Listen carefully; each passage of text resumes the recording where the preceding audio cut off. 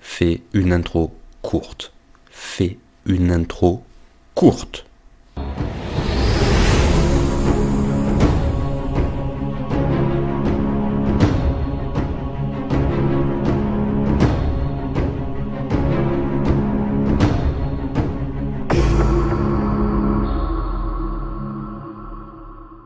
Salut les amis, alors aujourd'hui j'avais envie de lancer un nouveau format en fait pour vous parler d'un personnage précis, là en l'occurrence c'est l'empereur, mais comment dire, vous parler d'un personnage en spoilant tout comme un gros bâtard. Donc on commence par l'empereur, je vais vous rappeler la base qu'on avait vue dans les vidéos ici présentes, voilà je vous mettrai la playlist. Si vous n'êtes pas habitué à l'univers, peut-être rematez-la un petit coup, comme ça après ça pourra peut-être vous aider. Je vous dirai au fur et à mesure quel bouquin je vais spoiler, parce qu'en fait, voilà, on va essayer d'apprendre qui est l'empereur. Dans les grandes lignes, je ne vais pas tout traiter, mais essayer de cerner un peu sa psychologie, parce que c'est toujours un truc un peu, je trouve, mystérieux. Il y a plein de personnages, tu sais exactement, voilà, s'ils sont gentils, méchants. L'empereur, c'est un peu bâtard en fait, et je vous laisserai vous faire votre avis. Je pense que c'est le type de vidéo où les commentaires ils vont être géniaux, parce que chacun va avoir son avis, on va un peu se questionner. J'aime bien faire en sorte que vous vous questionnez, j'ai plus envie de le faire dans ce sens-là, plutôt que de vous poser des faits et de m'en battre les couilles. Donc, alors je suis désolé, j'ai des notes là, j'ai des notes sur le téléphone, j'ai des notes de partout, parce que comme je vous ai dit, on va s'appuyer sur des bouquins, sur certains trucs. Alors il y en a que je vous ai résumés, là je les sous les yeux, parce que c'est plus simple comme ça. Il y a des passages que je vais devoir littéralement vous lire en fait, parce que autant il y a des textes que tu peux résumer, autant des fois le wording, mot pour mot, est important. Ce qu'il faut savoir aussi, c'est que ce qui est compliqué en plus à apprendre par rapport à l'empereur, c'est que déjà il y a plusieurs éléments. C'est-à-dire que quand un personnage vous dit j'ai vu ça, ça veut pas dire que ça existe. Vous voyez ce que je veux dire? Des fois ça peut être faussé, soit ça peut être quelqu'un qui ment, soit ça peut être quelqu'un qui vous dit un peu ce qu'il arrange. Vous voyez ce que je veux dire? Le seul truc fiable, c'est quand c'est le livre en lui-même qui vous le dit, pas forcément le personnage. Vous allez voir, ça a son importance. Je propose qu'on y aille, comme ça je fais court. Alors, bon, du coup, l'empereur, on l'a dit, hein, comme je vous ai dit, la playlist, tout ça, donc il a réunifié Terra, il est allé faire la paix avec la planète Mars pour avoir du matériel, on a dit que c'était un puissant Psyker, accompagné de Malcador le Sigillite, son bras droit. Il a créé donc les guerriers tonnerres dans un premier temps, avec les custodes. Dans la vidéo, je sais plus dans quelle ordre je vous ai mis, en fait, c'est ça qui est horrible, c'est que des fois, je vous dis des trucs que je sais qui sont faux, en fait. Parce que c'est tel qu'on nous le vend en premier lieu.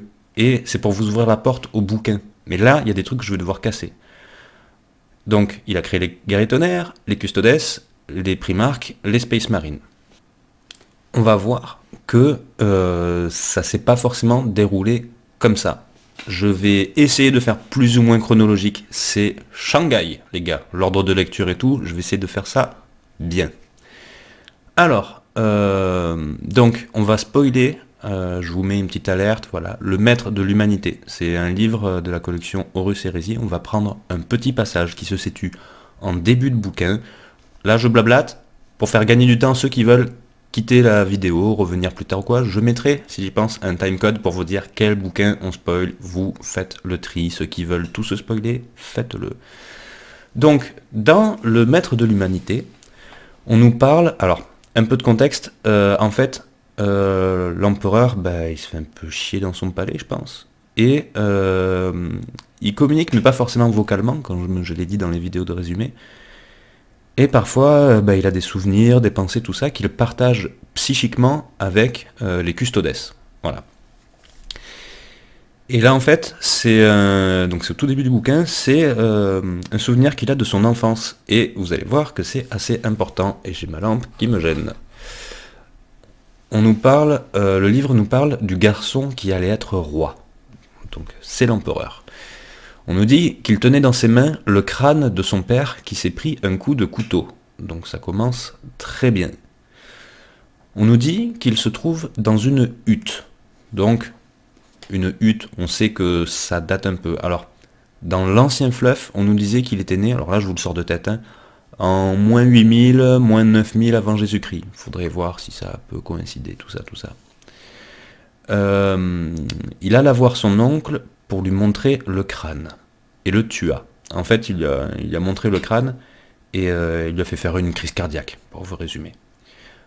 Et il faut savoir que déjà, à l'époque, l'empereur, enfin en tout cas, de ses souvenirs, c'était déjà quelqu'un qui souriait pas, c'était quelqu'un j'ai limite l'impression de mort au niveau des émotions, tu vois.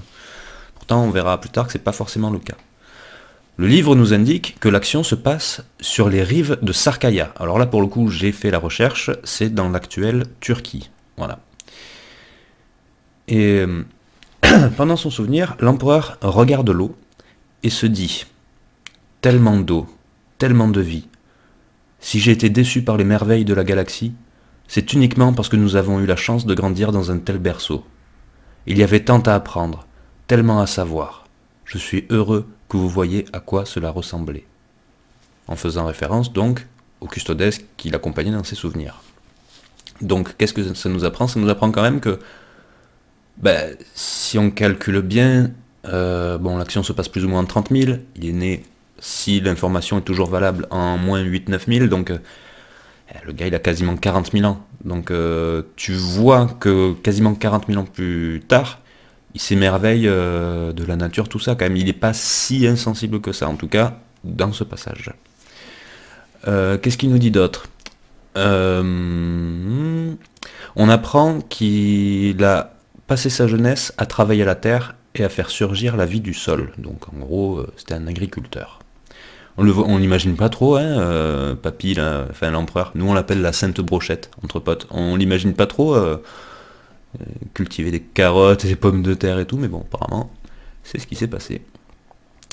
Et il nous dit, il explique au custodes que le meurtre de son père a eu une résonance en lui. Il a changé son existence, il l'a illuminé.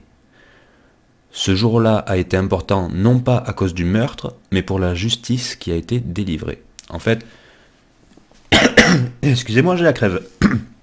En fait, il nous explique que c'est marrant parce que c'est tellement loin dans le passé qu'il y a plein de concepts qui nous paraissent évidents maintenant, mais qui n'étaient pas avant. Notamment la notion de œil pour œil, c'est ce qu'il cite. Comme quoi c'est la justice équitable et tout, qui perdurerait.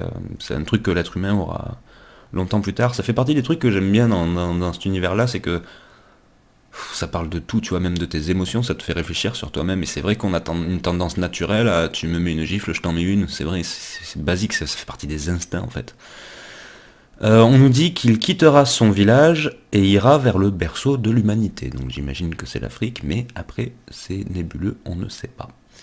Je peux très bien louper quelque chose, les gars. Justement, dites-moi en commentaire si, dans tout ce que je vous dis dans cette vidéo, j'oublie quelque chose qui vous semble pertinent.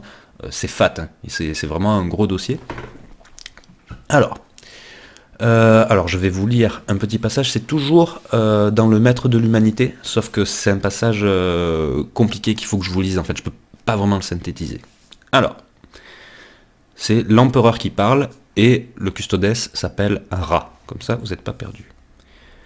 C'est ici que j'ai compris la vérité derrière notre espèce. Ce soir précis, alors que je tenais le crâne de mon père en envisageant comment restaurer ses traits selon nos rites funéraires, quand j'ai découvert ce meurtre, ce fut une révélation concernant toute l'humanité. Ce monde n'a pas besoin de vous, Ra. Il n'a pas besoin de gardes du corps impériaux, car c'est un monde qui ne sait encore rien des empereurs, ni des chefs de guerre, ni des conquérants, et par conséquent, qui ne sait rien de l'unité, qui ne sait rien de la loi. Vous parlez de gouvernance, dit le custodes. Pas exactement. Tous les villages possédaient déjà des chefs. Toutes les familles avaient des patriarches et des matriarches. Je vous parle de rois, les faiseurs de lois, les dirigeants des cultures. pas uniquement ceux qui donnent des ordres, mais ceux dont les décisions maintiennent une civilisation unie. C'est ce soir-là que j'ai compris que l'humanité avait besoin d'être gouvernée, qu'on ne pouvait pas se fier à elle pour s'épanouir sans un maître. Elle avait besoin d'être guidée et façonnée, tenue par des lois et engagée sur le chemin que traceraient ses esprits les plus sages. Donc c'est sa vision du truc. Je vais aller plus loin. À ce moment-là, il nous explique que voilà, il s'est chauffé, il a compris qu'il fallait diriger l'humanité. Alors ce qui est intéressant, je trouve, c'est que, vous verrez, ça aura écho plus tard, c'est que, au final, quand tu vois tous ses pouvoirs, toutes ses connaissances et tout, enfin, je veux dire, le mec, il s'est révélé, grosso modo, en 30 000. Il aurait pu le faire, mais tellement plus tôt, en fait. Rien que maintenant, à notre époque actuelle, quoi. Si le mec, il se ramène, il a 11 000 ans de sagesse derrière lui, il peut déjà être le boss du game, quoi. Il a eu le temps d'étudier plein de trucs, enfin, voilà. Niveau connaissance de l'humanité, normalement, il est chaud, quoi. Et donc du coup, ce qu'il a fait, c'est que pendant notre époque et même après, notre époque actuelle, il s'est un peu planqué, en fait. Il a traversé les âges, et il a fini par réunifier Terra quand c'était la merde, comme je l'ai expliqué dans l'autre vidéo. Puis, il a créé les Primarques, et il a réunifié Terra. Il a perdu les Primarques. Là, je m'apprête à vous spoiler un autre passage. Ça va être violent comme spoil. Pour vous dire, à partir de maintenant, moi, tout mon univers 30K, 40K, il a été tout chamboulé, en fait. C'est vraiment un livre que je vous invite à lire, qui s'appelle Saturnine. C'est dans la collection Le Siège de Terra. Franchement, ça me trouve le cul de vous le spoiler, hein, je vous le dis. Mais j'en ai besoin pour pouvoir lancer le débat. Je pense qu'on en fera un live d'ailleurs de ce qu'on pense de l'empereur, parce qu'il y a trop de choses à dire. Donc, si vous voulez lire Saturnine, fuyez maintenant, le temps que je chope le passage. Je vous préviens, c'est un long passage, mais je suis obligé de vous le spoiler. Alors, un peu de contexte là aussi. Comment dire? Dans 30K, on apprend, dans la collection Horus Hérésie, l'existence d'êtres perpétuels.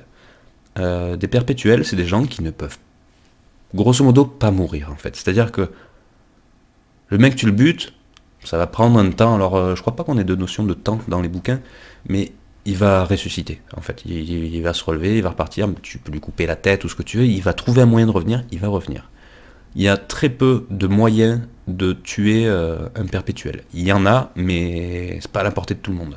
Je préfère pas en dire plus pour ce passage-là, parce que ça n'a pas... Voilà, je vais pas spoiler gratuitement. Et on suit un des perpétuels qui s'appelle John. Quand je parlerai de John, vous savez que c'est un perpétuel, qui va voir une personne sur Terra. Et ce passage-là se situe, voilà, c'est la collection Le Siège de Terra, donc ça se passe pendant le siège de Terra. Attention, accrochez-vous au slip, parce qu'on va parler d'un personnage qui s'appelle Erda, à ne pas confondre avec une célèbre marque de jambon. C'est parti, je lis. Alors en fait, c'est John qui parle en premier à Erda. Je prends la conversation en cours pour vous limiter les spoils. Donc John lui dit: vous êtes la plus puissante de vos semblables, dit-il. Je veux dire, à part lui, en parlant de l'empereur. Aucun de nous n'a jamais été aussi puissant que lui, dit-elle. Elle s'assit parmi le tas de coussins, s'allongea en arrière, et fixa la soie suspendue au-dessus d'elle comme un baldaquin royal. Le problème a toujours été là. Il n'est pas seulement le plus puissant. Sa puissance est d'un autre ordre d'ampleur. C'est un monstre. Vraiment? Cela le fit sourire. C'est une aberration, même selon les termes de la lignée des perpétuels, qui est une aberration en elle-même. Vous avez demandé pourquoi nous ne nous étions jamais unis pour l'arrêter ou le contenir. Il y a beaucoup de raisons à cela, qui sont pour la plupart triviales ou personnelles. Mais la principale est que même ensemble, tous regroupés, nous ne pouvions même pas commencer à égaler sa puissance. Nous avons de nombreux talents, de nombreux pouvoirs. Nous sommes ce que nous sommes, des humains transcendants, qui avons souvent influencé le cours de l'activité humaine et accompli de grandes choses. Nous avons été des guides et des timoniers, des pilotes, des mentors, parfois pour des nations et des peuples tout entiers. Mais lui est encore autre chose de tout à fait différent, un facteur de changement, une fontaine de puissance. Un dieu ? Demanda-t-il. Pas du tout. Hacker, ce n'est qu'un homme. Il possède une personnalité, des traits et des défauts. Tout simplifié, bien entendu. C'est véritablement un être merveilleux, bon et drôle. Sincèrement ? Oui, drôle, spirituel, éloquent, passionné, incisif, intelligent, même par-delà son génie.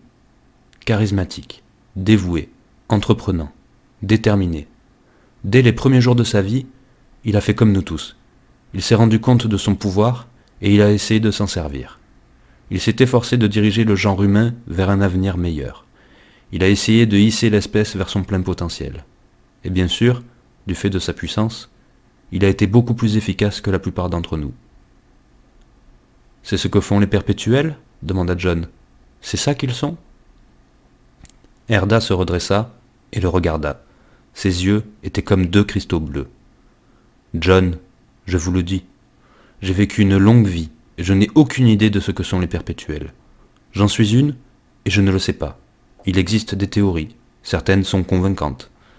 Celle qui est à ma faveur est que nous sommes la prochaine version de l'espèce humaine. » « Comment est-ce que ça serait arrivé ? Demanda-t-il.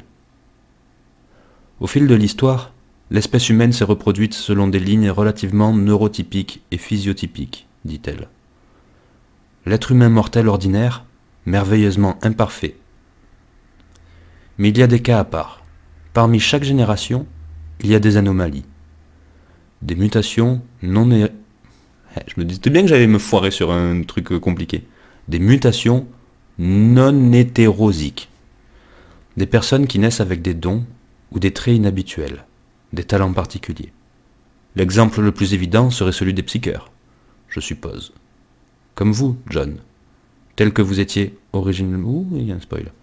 Vous étiez né avec un don rare. Je suis un mutant ? Répéta John d'un ton pince sans rire. Ce n'est qu'un mot. Vous êtes génétiquement atypique. C'est ce que sont tous les psycheurs. Une variation aléatoire par rapport à la norme. C'est ainsi qu'évoluent les espèces, John. C'est ainsi qu'elles progressent, par des variations à la norme génétique, parfois en réponse à des facteurs environnementaux. Certaines de ces mutations sont des échecs et s'éteignent. Certaines sont désavantageuses. Un bec plus long, une mâchoire plus puissante, un pouce opposable. Les mutants nés avec des avantages ont tendance à survivre parce que ce sont des avantages. Ils transmettent leurs gènes, et leur descendance reçoit cet avantage. Les becs plus longs et les mâchoires plus fortes deviennent la nouvelle norme. La variante survit et devient partie intégrante de la ligne génétique. Et pour finir, une espèce change et ne ressemble plus à ce qu'elle était auparavant ? Dit John.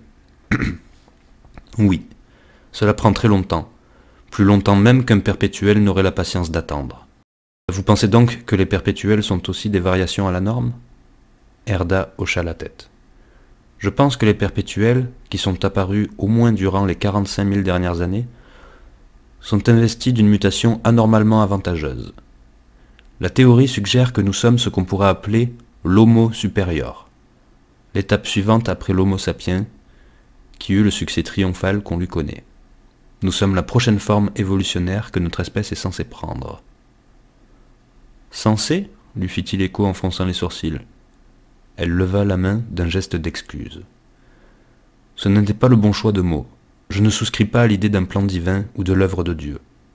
Je voulais parler du processus de la nature, de l'avancement d'une espèce, son amélioration. Je pense que les perpétuels sont les premières apparitions de la prochaine génération d'humains. Des écarts anormaux qui apparaissent en avance sur la courbe évolutionnaire, en très petit nombre. Et je crois, non pas parce que la nature échafaude des plans, mais parce que nous sommes une espèce pleinement consciente, que notre rôle est de façonner et de guider la race humaine, d'orienter la barre et de tendre les voiles, d'utiliser nos dons et notre longévité pour la diriger vers le futur, jusqu'au point où nous serons la nouvelle norme, où l'homo sapiens deviendra collectivement l'homo supérieur. Et c'est ce que vos semblables font ? Demanda John. Généralement. La plupart du temps par des labeurs individuels. Nous sommes très peu, après tout. Certains ont choisi de le faire, d'autres non. Ils jouissent de leurs facultés et ont décidé de profiter de leur temps de vie en cédant aux caprices de leur personnalité. Car nous restons tous des êtres humains. Certains d'entre nous sont égoïstes, certains s'isolent, certains sont mesquins, certains manquent d'altruisme ou d'empathie et ne se préoccupent pas du sort de l'humanité. Dans un cas dont j'ai eu connaissance, l'un d'entre nous était un psychopathe. Ça, c'est une histoire que je veux entendre, s'étonna John. Et je vous la dirai, c'était il y a longtemps. Elle baissa les yeux, l'air songeur. Et bien sûr, il y a ceux qui n'ont pas voulu jouer de rôle. Ollanius en est un bon exemple. Il est le plus vieux d'entre nous, je pense. Il fut toujours un homme de foi, pour être né en un âge où les dieux semblaient réels. Il n'est jamais parvenu à se défaire de la religiosité de sa culture de naissance. Ollanius estimait que les perpétuels ne devaient pas se mêler des entreprises des hommes. Il pensait que guider l'espèce humaine était l'affaire de Dieu seul. Alors, il s'est mis à l'écart et a vécu sa vie, encore et encore, sans jamais prendre part. Ce ne fut pas le seul. Et l'empereur ? Erda grimaça. Vous savez, je déteste ce terme. Il évoque tous les aspects de son arrogance. Est-ce qu'il a un nom à part celui-là ? Beaucoup. Il a porté beaucoup de noms au fil des millénaires, dont aucun n'était le sien. J'ignore tout à fait s'il en possède un plus véritable que Néos. C'est sous ce nom-là que je l'ai connu. Néos ? Il s'appelle Néos ? John en resta éberlué. Quelle déception, dit-il. Non, c'est simplement sous ce nom-là que je l'ai connu. C'est ainsi qu'il se faisait appeler quand je l'ai rencontré. Nous étions à peu près contemporains. Quand était-ce ? Au temps des premières cités. C'était un seigneur de guerre même alors. Un souverain.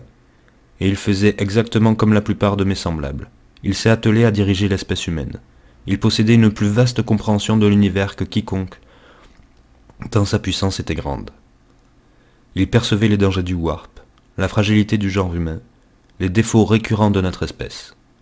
La crédulité, la colère, la foi erronée, le désir. Tout ce qui était à la fois terrible et merveilleux à propos d'elle.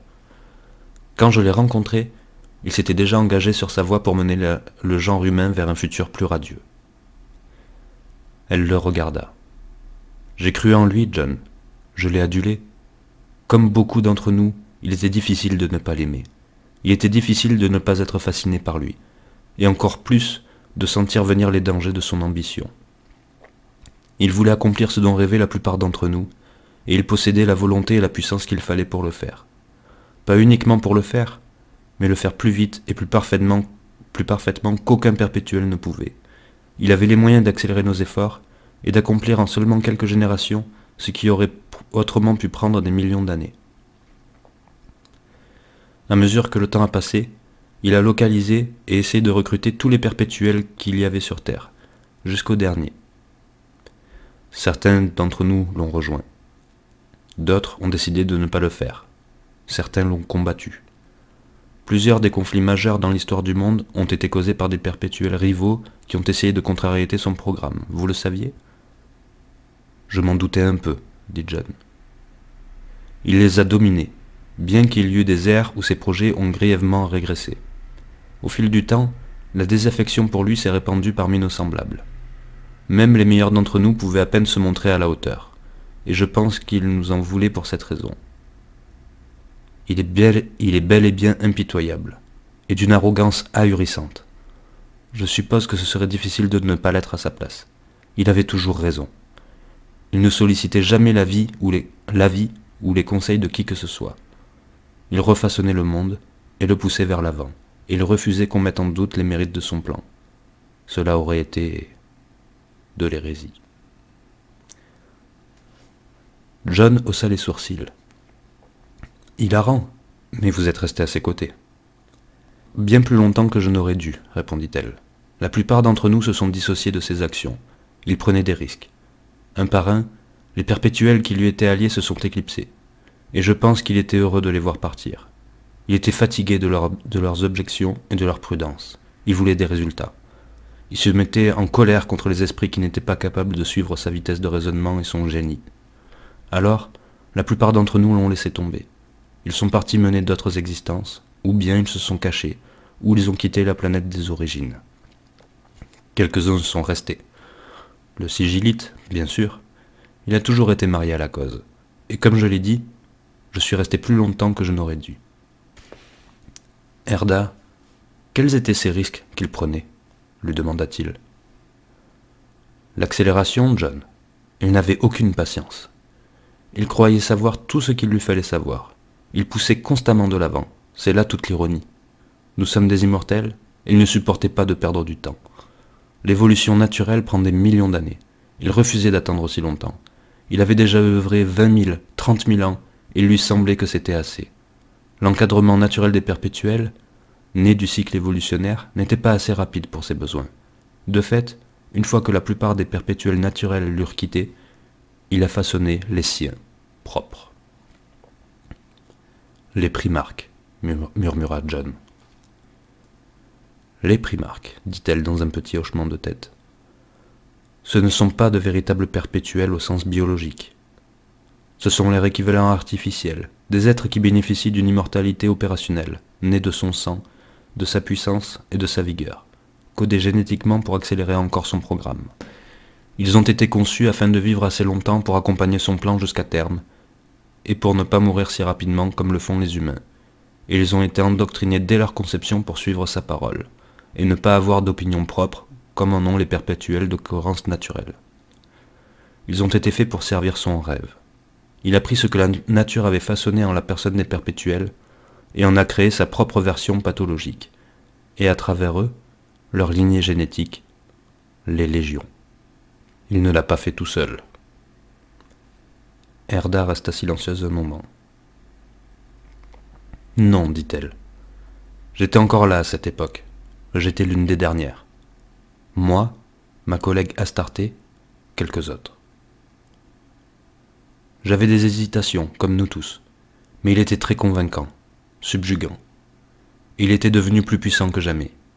Il lui fallait une généticienne pour travailler avec lui, et c'était mon art. Et il lui fallait une source biologique, une souche génétique assez rare pour la mélanger avec la sienne. Une perpétuelle. Vous. Moi. J'ai été l'autre source, une donneuse génétique. Il est le père de l'humanité. J'ai été le succédané de mère, et la clinicienne, et la coucheuse. Nous avons fait 20 beaux-fils, mais il ne m'a laissé aucune influence.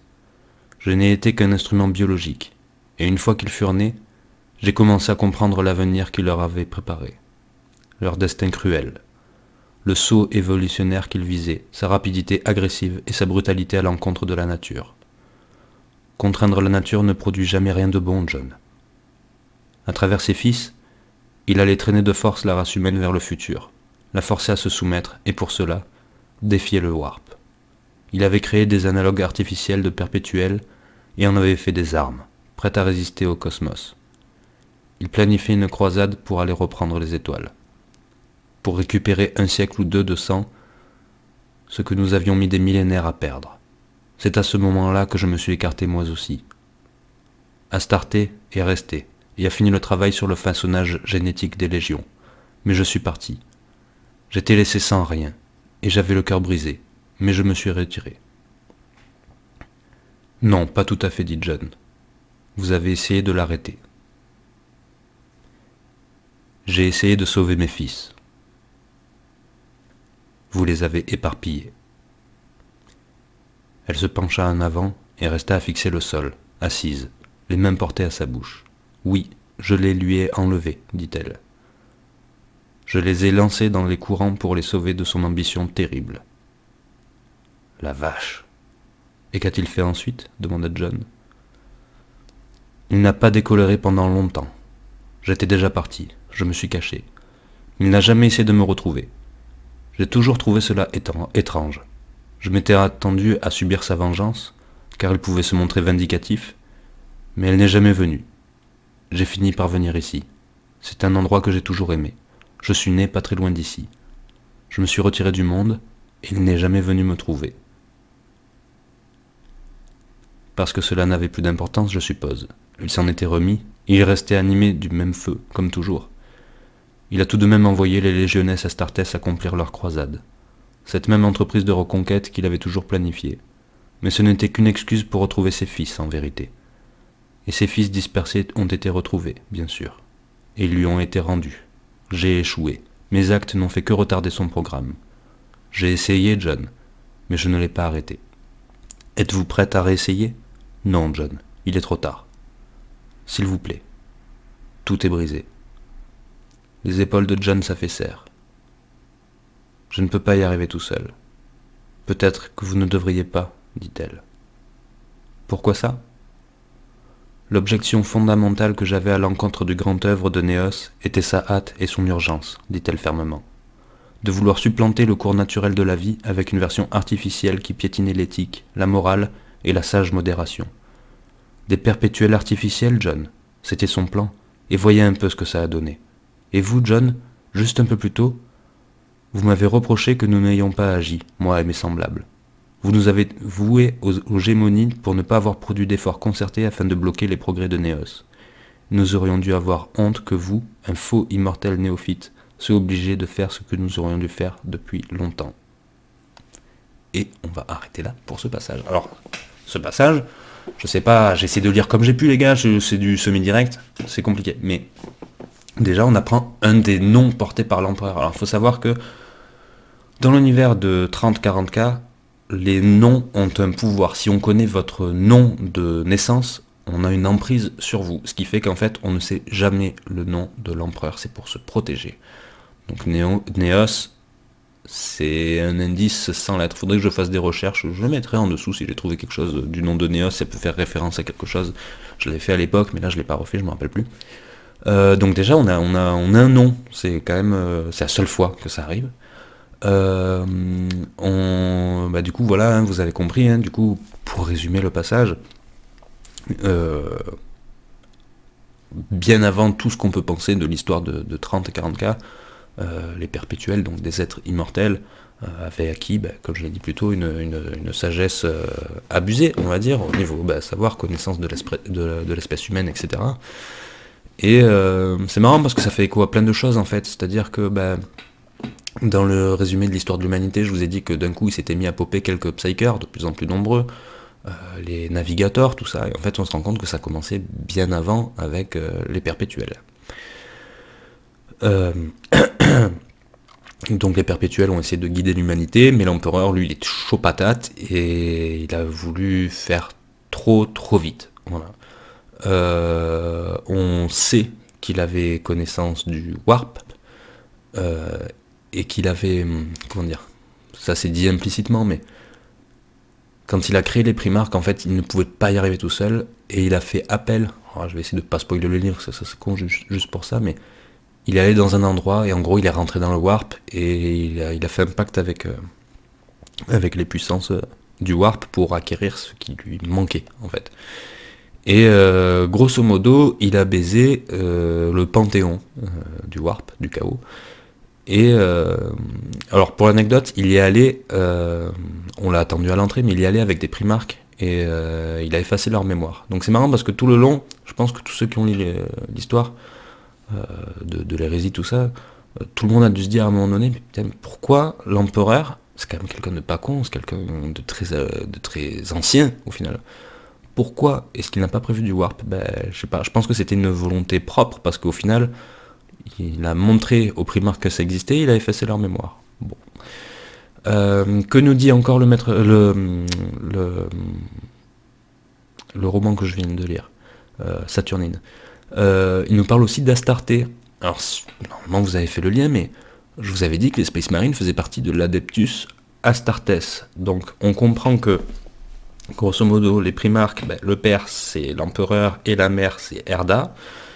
Et les légions de Space Marine en eux-mêmes, c'est Astarté. On peut se dire que lors de la réunification, Faut se remettre un peu dans le contexte. C'était n'importe quoi, c'était l'apocalypse en fait, c'était vraiment apocalyptique. Les gens galéraient pour vivre, il y avait vraiment plus rien et tout. Il y avait des guerres, en veux-tu en voilà, enfin tu risquais ta vie tout le temps en fait. Et ce qu'il faut savoir, c'est comment a été accueillie la venue de l'empereur.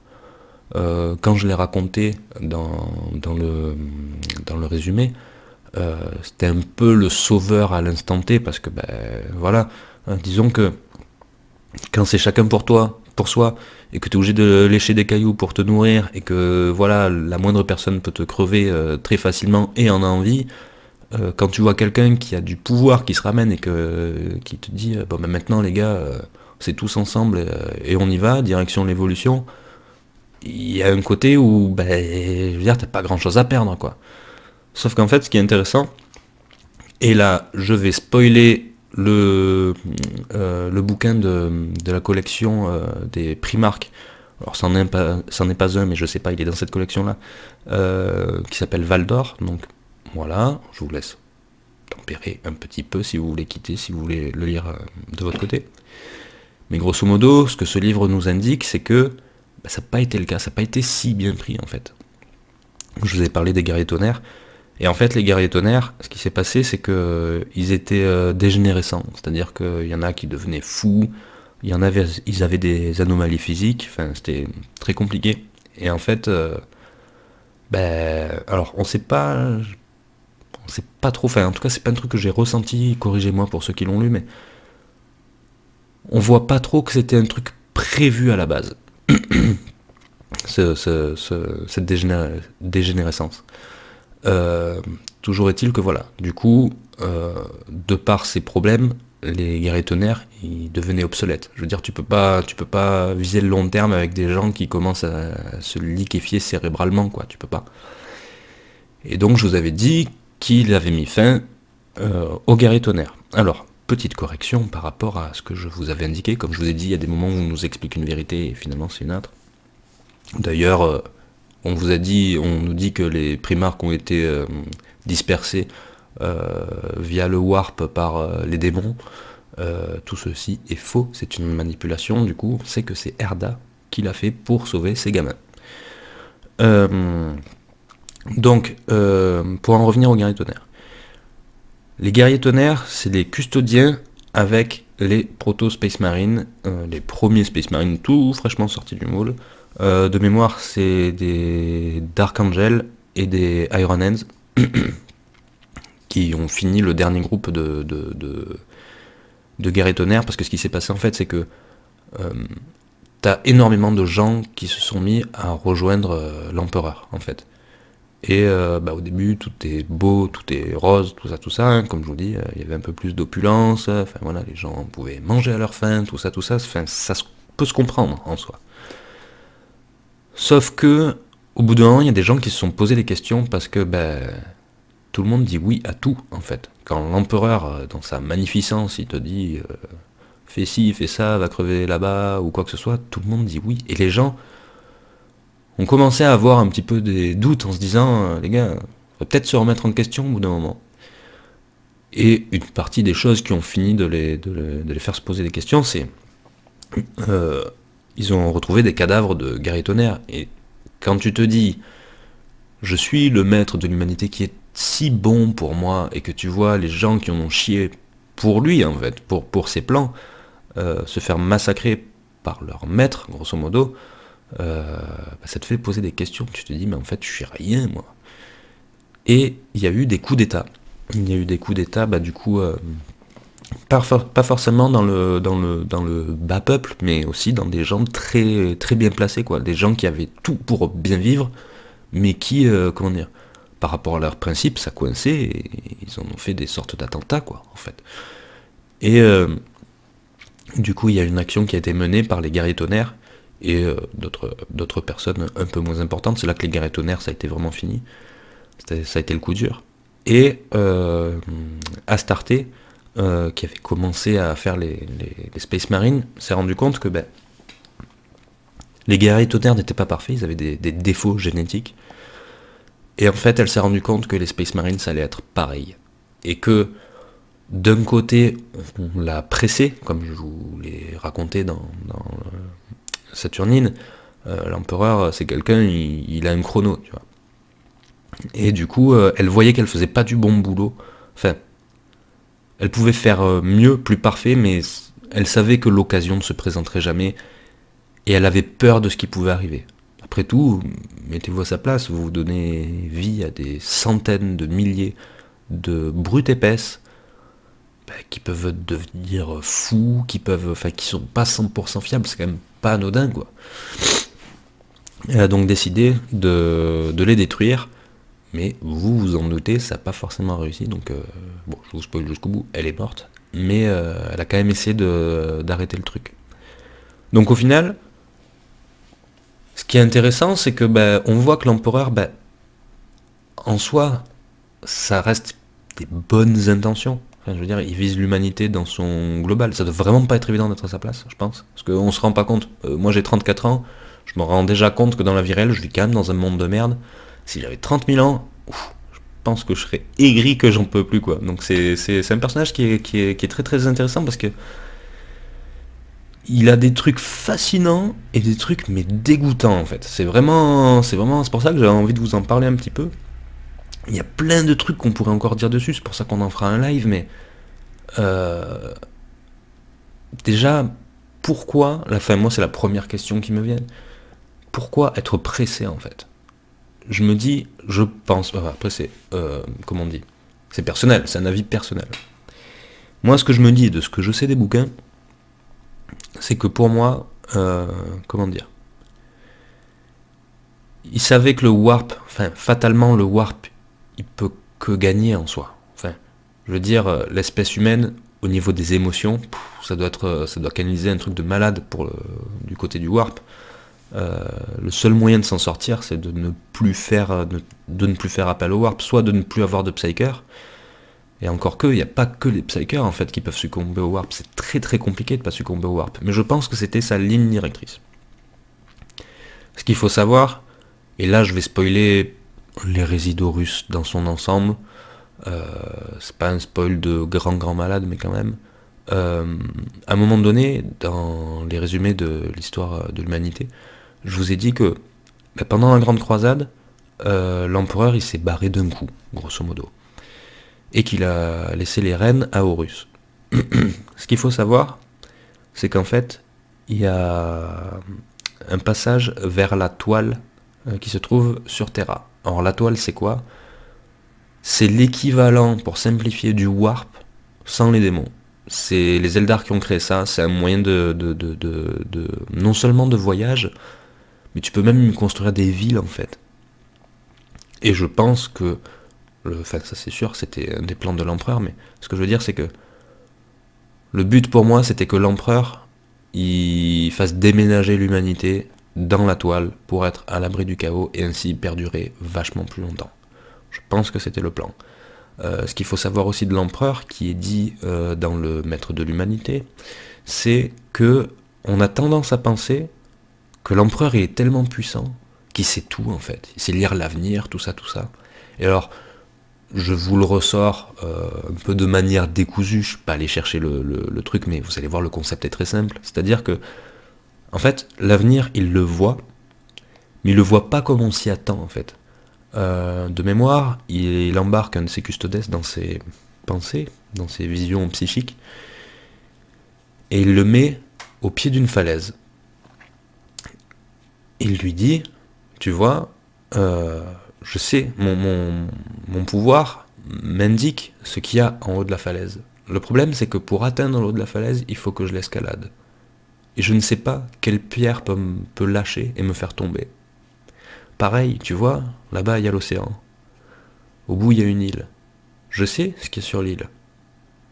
Mais je sais pas ce qu'il y a dans l'océan. Il peut y avoir, je peux me noyer, je peux me faire embarquer par le courant, je peux me faire dévorer par une créature, il peut m'arriver plein de choses, je ne sais pas. Donc ce qu'on comprend, c'est que, grosso modo, il voit les possibles à venir. Ce qui est très compliqué dans 40K et 30K, c'est que Le destin, alors c'est un peu contradictoire, alors je sais pas, vous me donnerez votre avis. Il y a des bouquins qui te font comprendre que le destin c'est le destin. Tout est déjà écrit. Mais d'un autre côté, on te dit qu'il y en a plusieurs. C'est un peu, alors je sais pas si c'est différents niveaux de préscience ou pas, je sais pas, c'est un peu compliqué tout ça. Mais toujours est-il que je pense que l'empereur il avait une vision mais très très lointaine d'un futur possible où l'humanité serait à l'abri. Je pense sincèrement que c'est ça. Qu'il ne voyait pas comment y arriver et qu'entre temps il a juste essayé de recoller les morceaux quoi. Il a perdu les perpétuels, comme on l'a dit. Pardon, excusez-moi, j'ai une crève. Il a perdu les perpétuels, il s'en est créé, qu'il a reperdu, mais que finalement il a retrouvé. Il n'y a pas grand-chose qui s'est passé comme il voulait en fait. Et c'est vachement intéressant parce que je trouve que la base de ce qu'il voulait faire était noble. La manière de le faire, c'est de la tyrannie, hein, les gars, on va pas se voiler la face. Après, c'est dans un univers tellement différent du nôtre, c'est un univers sans pitié, quoi. Donc, oh, désolé, est-ce que c'est justifié ou pas? Dites-moi un peu dans les commentaires ce que vous pensez de tout ça. Toujours est-il que, pour résumer, même si je pense quand même que ça a l'air d'un sacré con, il faut quand même dire que il est resté 10 000 ans sur le trône d'or, le garçon, à faire tenir l'humanité. Et je pense que tout con qu'il soit, on peut pas non plus dire que c'était 100% un égoïste quand même, parce que je pense qu'il y en aurait plus d'un d'entre nous qui aurait carrément laissé tomber 10 000 ans, les gars, 10 000 ans de souffrance, de crispation sur un putain de trône d'or. C'est quelqu'un qui voue quand même un grand amour à l'humanité, qui lui a tout donné au final. C'était carrément pas parfait, mais vraiment, vraiment pas parfait. Mais c'est un peu, vous voyez ce que je veux dire? Il est pas bon, il est bon et con en fait. C'est un truc de dingue. C'est vraiment... Merde. Bref, vous me direz ce que vous en pensez. Est-ce que j'ai tout indiqué? Oui, j'ai fait toute ma liste. Voilà, pour moi c'est un personnage passionnant. Il y a d'autres trucs à dire dessus, mais c'était vraiment... Voilà, c'était le premier épisode. Je voulais vraiment vous mettre en lumière ce personnage. On voit hein, que dans 40K... Ah, j'en ai pas parlé de ça. Tiens, je vais finir là-dessus. Comment dire? En 30K, les primarques entre eux s'appellent frères et ils appellent l'empereur père. L'empereur de son côté appelle les primarques fils. La réalité, c'est qu'il en a rien à foutre, les gars. Hop là, petit aparté, petit rattrapage en cours de montage, c'est pour ça que j'ai changé de gueule, j'ai cassé mon casque, je suis dégoûté, bref. Il y a une info que j'ai oublié de vous donner par rapport au bouquin Valdor, pardon, excusez-moi. C'est que, en fait, j'étais en train de le lire en même temps que je faisais la vidéo, et à la fin, il y avait un truc qui pèse comme argument. Je vous spoil pas l'histoire, tout ça, mais en fait, c'est Malcador, le sigillite, qui parle à Valdor. Ils sont en train de discuter, en cours de discussion, Malcador le sigillite dit à Valdor il me semble qu'ils soient décidés à partir à leur recherche, en parlant de l'empereur vis-à-vis des primarques. Il s'est mis à y faire référence comme à ses fils. Pouvez-vous imaginer ça? Je n'y croyais pas non plus avant de l'avoir entendu de ses lèvres. Peut-être éprouve-t-il un attachement qui persiste envers eux, même si j'ignore combien de temps il pourra durer. Et Valdor répond « Ces émotions humaines continuent de décliner. » Ce à quoi Malcador dit « Comme il l'avait prédit, toute chose a son prix à payer. » Donc on peut comprendre que par rapport à tout ce qu'il fait, ça lui coûte en termes d'humanité. Voilà, c'est juste la petite parenthèse, c'est que il devient insensible, en fait, quelque part. Voilà, c'est tout. Les primarques, c'est des outils, c'est de la viande, c'est tout. C'est juste de la viande plus costaud que les autres. Et c'est vachement intéressant, enfin c'est vachement intéressant, c'est horrible. Mais, je me t'attends de dire plus, mais disons que dans cette série je vais faire plusieurs personnages et je me demande si je vais pas basculer sur un autre plutôt. Mais disons que là, pour vous résumer, dans le fluff actuel, on a un empereur tellement épuisé, mon gars. Il est sans filtre. Et il y a des gens qui commencent à voir que c'est un gros con. Et c'est vachement intéressant. Je vais m'arrêter là parce que je peux faire un épisode... c'est pas prétentieux du tout ce que je veux dire. C'est tellement intéressant la suite que ça peut être une vidéo exceptionnelle. Donc on va se réserver ça plus tard. Toujours est-il que... voilà pour l'empereur. J'espère que ça vous aura plu. Et puis, ben voilà, pensez au petit empereur qui, dites-vous, ça fait 10 000 ans qu'il est sur son trône d'or, alors qu'en fait, il suffirait de le crever pour qu'il ressuscite. Parce que ça, vous avez dû vous poser cette question. Pour finir d'y répondre, c'est parce qu'en fait, il y a un combat permanent sur Terra, parce qu'il y a une faille warp sur Terra. Ça fait beaucoup quand même. Ça fait beaucoup pour un seul homme. C'est-à-dire que le gars, il gère l'Astronomican, il gère les combats psychiques dans le warp pour pas que Terra s'efface, et en fait le problème c'est que si tu enlèves l'empereur du trône, c'est foutu. S'il ressuscite dans la minute qui suit, pourquoi pas, c'est pas parti pour. Donc je pense que personne n'a envie de tenter le truc. Donc je pense que si s'il y a une grosse révélation, un gros changement dans l'univers de 40K, ben, je pense forcément que ça concernera l'empereur. Voilà. Dernier aparté, voilà, post-montage, je voulais juste vous poser une question, en fait, ouvrir un peu le débat. Imaginez 2 minutes, vous avez les mêmes pouvoirs que l'empereur, la même longévité, les mêmes pouvoirs psychiques, la même expérience de la vie, il faut essayer d'imaginer ça. Vous avez le don de préscience. Vous voyez que dans quelques milliers d'années, vous voyez des tyrannides, des orques, le chaos, toutes les saletés de l'univers, les nécrons, etc., etc. Vous faites quoi, vous, en fait? Est-ce que vous dites rien, fermez les yeux, après tout, peut-être que ça va pas arriver, même s'il y a beaucoup de futurs possibles qui vous le montrent? Est-ce que vous essayez de faire quelque chose, de dire les gens, écoutez-moi, il va se passer un truc nanana qui t'a passé pour un fou ou que sais-je, et à avoir de la latence dans le temps de réaction qu'il faut, sachant que Terra est toute seule et en pleine anarchie? Ou est-ce que, vis-à-vis de vos pouvoirs, vous prendriez plus les rênes de force, dans le sens, pas le temps de niaiser, vous faites ce que je dis, et tout se passera bien, quitte à conquérir des planètes, tout militariser, pour essayer d'étendre le territoire humain afin de pouvoir mieux le défendre de ce futur apocalyptique? Finalement, qu'est-ce que vous auriez fait? Est-ce que vous pensez qu'il y a une solution mieux qu'une autre? Est-ce que vous pensez que dans cet univers-là, si l'empereur avait écouté les autres perpétuels, qui disaient faut laisser les millions d'années faire, est-ce que vous pensez que le million d'années, l'humanité est lavée? Dites-moi ce que vous pensez. Moi j'ai ma réponse, je pense que l'univers de 40K n'est pas blanc ou noir, il est gris. Voilà, c'est tout. À vous de jouer en commentaire.